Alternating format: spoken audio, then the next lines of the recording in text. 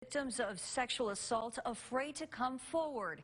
Investigations corrupted by military officers. Former soldiers alleging a dark world in the armed forces, and they say leadership knows all about it. It's my special report. And so he grabbed me by my face and pulled me. Deborah Waters, gathering the strength to tell me her story. He said, "No woman ever says no to me." A story beginning in 2014. How old were you at that time? 29.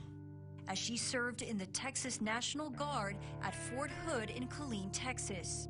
He broke into my house, raped me, with my children not even 5 feet away. Waters, a survivor of sexual assault in the military. She tells me she was robbed of her humanity and justice. He is dangerous. He is violent. The soldier who she says assaulted her in Killeen, eventually ending up stationed in Fort Bliss. Waters reported the assault to Criminal Investigation Command.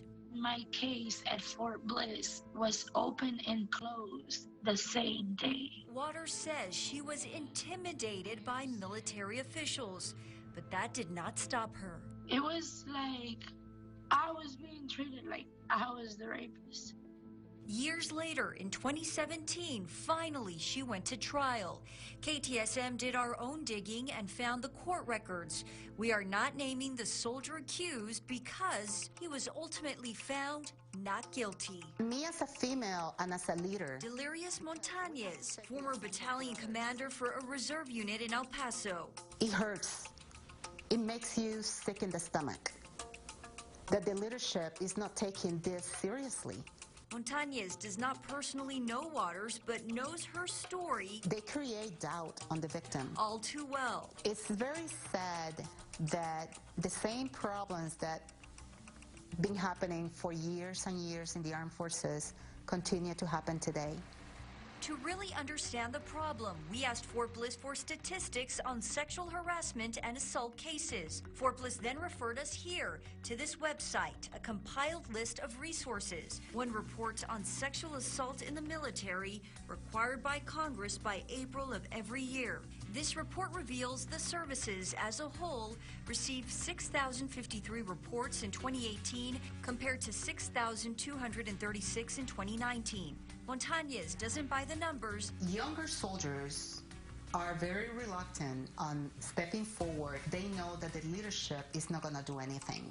And she's not the only one. He was my teacher. You know, he was my drill sergeant. Before I even got my uniform, before I even stepped foot in my boots, I had already had my first sexual harassment, experience. Crystal Romero and Myra Carrier, both former soldiers turned advocates.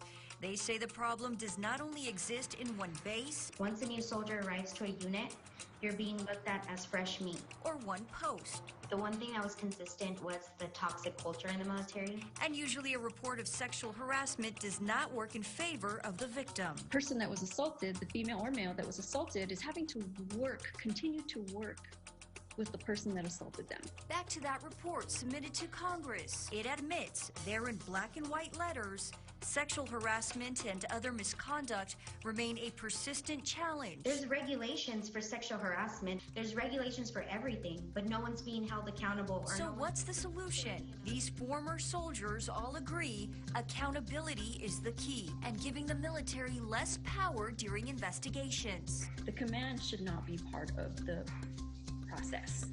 You can't report a problem to the problem. They should be able to go to an outside independent investigation. Waters says she's struggling years later with her injustice. The Army enables this. But she's made peace. They protect each other. With what she cannot change. I know I will never get justice. And I've made my peace with that. And we did reach out to Fort Bliss on Deborah Waters' allegations of an unfair trial. They did not respond. But when asked about victims coming forward, the Post tells us when a person does make a report, the first considerations are their safety and well-being.